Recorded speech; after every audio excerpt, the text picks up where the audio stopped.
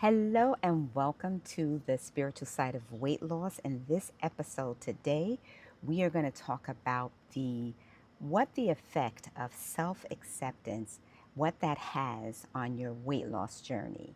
And I'm in a course currently, so this is going to be hopefully a short one today. But I'm currently in a course where we're doing shadow work. And the shadow part of you are the parts of you that you think are not perfect, that you have some type of judgment on, and you just kind of like push them to the side. You don't want to, like, you want to lead with your perfect and wonderful and amazing self. And you just want to kick the shadow part to the curb. But what happens is, this is just my understanding of it from just learning more about it, is that when you don't embrace and accept all the parts of you, the imperfect parts, the parts that are messy, the parts that are wounded, the parts that are sloppy, the parts that don't have it all together, when you just kind of try to stuff them down, they are still going to be wreaking havoc on your life because they are not being addressed. And it's not like they are the enemy. They could actually have messages for you to help you to integrate them with all the different parts of yourself. And that's one of the things I'm really about on this channel is about self-acceptance, self-love, integration, fun, joy, and all the things that we can do to make our weight loss journey much easier and much faster. And so when we begin to accept the not so perfect parts of ourselves, then we are not warring with ourselves. And what happens when we war with ourselves, we create all of this anxiety, all of this anger and frustration, and all of those things create those same kind of chemicals in our bodies. So, what we need to do is to have them have a seat at the table and say, okay, what do I need to know? What do I need? Because it is a part of us that's crying out for help. And if we don't address it and if we just continue to ignore it, then that means we're going to be doing emotional eating. We're going to be, because we want to stuff those feelings down. So we want to eat chocolate and ice cream and cookies and cakes. And as I said in a different episode, that also was coming from when a lot of cortisol is in your body, it requires a lot of energy. Therefore, it needs carbohydrates because that's like one of the fastest fuels of energy, or the fastest fuels, the same thing. And what happens is it's not going to go to ripping off or burning up that fat. It is going to require you eating more carbohydrates. That's why when you're stressed, you do not crave broccoli, you do not crave spinach, you do not crave collard greens or any good vegetable. You want something sweet or something salty or something crunchy because you are like rah, mad and angry. And so that comes out in the physical.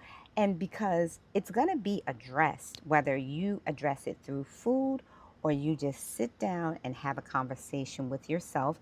And that's where the tool I mentioned in a different video, journaling, comes into play, and as well as emotional freedom technique, where you're tapping on those emotions.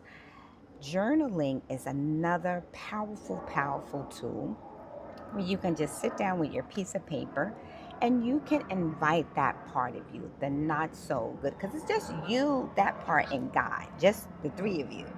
So it's no judgment here. You can be comfortable with yourself and just say, okay, what are you trying to tell me? What are you trying to teach me?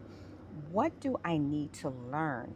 And what do you need so that we can stop warring with one another and that we can come together and utilize each other like fully? And I'll give you a story about that. With myself, I tend to have this Patty Perfect syndrome that I go through where I want everything perfect. I want to be perfect. I want to do everything perfect. It's like everything is perfect. And that just can't be. And my sugar lump husband, because we pray every night. And so he was asking God to crush his enemies. And I was like, ooh, crush your enemies. And he was like, because I don't want to be dealing with this stuff again. I know God has the power to just crush my enemies. And so and I was explaining that if you look in Psalm 21, where it says, and I have the Bible right here, but this is a different version of the Bible. As a matter of fact, this thing is standing on like this is what is this? A concordance. This is a Bible dictionary. So it's a whole bunch of different things that's holding this up. But let me, if I can remember it, because I say this every day. But in Psalm 21, it talks about that the enemy will try to do these mischievous things that they are not able to perform, and that God will be exalted. And so to me, that says that you have to, you don't have to be here scuffling with your enemies and scuffling with all of this stuff. You can just ask God to help you with it and to handle that situation. And you can just be going on about your merry way.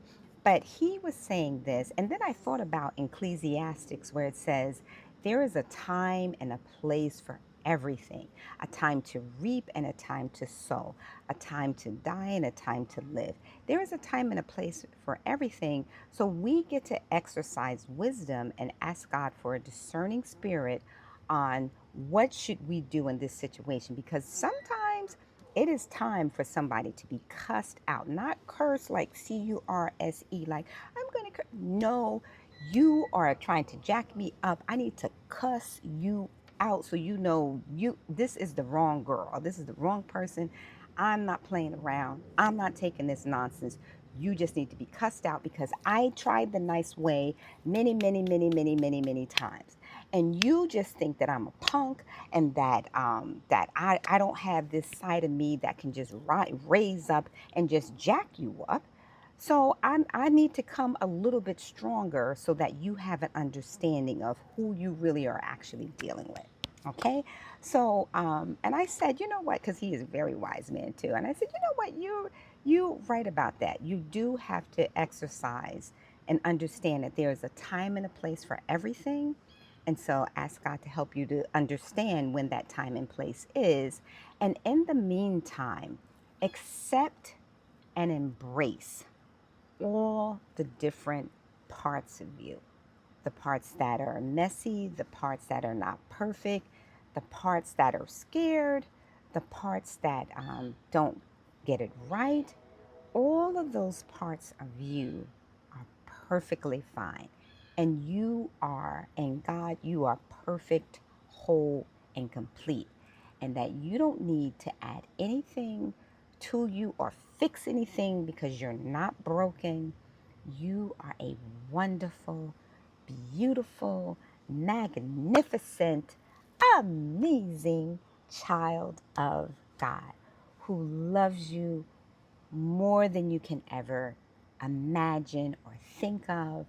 And so when you get to come from that place and sit down and be still with yourself and just find out what you need to do. And it could be simple. For me, when that part of me came out, she was like, listen, you need to listen to me and you need to stop ignoring me. And what about you said you were going to dance every day, and you trying to make money all the time cannot be more important to me, because I'm a part of you too, and you need to listen to me. And she was just like reading me the riot acts, and I was like, ooh. And I felt so bad. I was like, I did promise myself that I would dance every day, even if it's only for a few minutes. I can't be out here telling you to do the things that bring you pleasure and bring you joy, bring you happiness, and that is expressing your God-given talents and gifts and all of those things, and I'm not doing it. I never, ever, ever, ever want to be that kind of person or that kind of leader. I want to be the type of leader that walks her talk, does what she says that she's going to do when she says she's going to do it, which is why I'm still doing this video, even though it's late and it's supposed to be posted at 10. But I am like, look, things happen, and this is a part of the reason why I'm doing this video, because everything doesn't have to be perfect for things to be perfect. We can just do the best that we can where we are, and that is good enough. So I would like for you to comment in the comments, what do you feel like the part of you that is not so perfect? What is that part of you saying to you? And what's the one thing, just one, and it can be a teeny tiny thing. It doesn't have to be this big, major thing.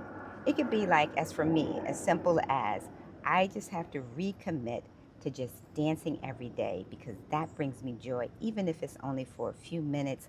I am honoring that side of me that needs to be nourished, that needs to be loved, and needs to be acknowledged, and not abandon her. And that's another thing too. Actually, I cannot say that's another thing because I have to end this video because I have to do stuff for class.